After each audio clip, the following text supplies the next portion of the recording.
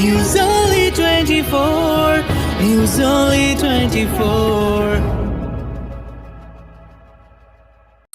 নতুন বছরের শুরুতে বারুইপুর পূর্ব বিধানসভা কেন্দ্র থেকে শুক্রবার প্রচার শুরু করেছেন অভিষেক বন্দ্যোপাধ্যায়। ব্রিগেডের পর জেলাতে এই প্রথম র্যাম্প বানানো হয়েছে।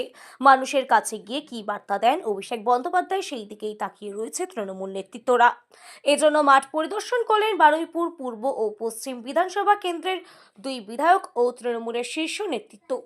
বারুইপুর পূর্বের বিধায়ক বিভাস সর্দার ও বারুইপুর পশ্চিমের বিধায়ক তথা বিধানসভার অধ্যক্ষ বিমান বন্দ্যোপাধ্যায় ঘুরে দেখলেন সবার সমস্ত খুঁটিনাটি। বিমানবাবু জানান, চেষ্টা করা হবে তাড়াতাড়ি যাতে মানুষ মাঠে উপস্থিত হতে পারেন।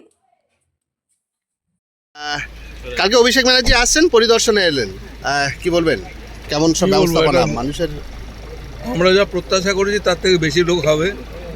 সাধারণ মানুষের প্রচণ্ড উৎসাহ রয়েছে অভিষেককে কেন্দ্র করে, এবং আমাদের এখানে যারা দায়িত্বে রয়েছে, যেমন বিভাস সর্দার রয়েছে আর অন্যান্য যারা রয়েছে, আমরা রয়েছি, সবাই আমরা যৌথভাবে সবাই মিলে প্রচেষ্টা করছি যাতে তাড়াতাড়ি লোকজন এসে মাঠে ঢুকতে পারে।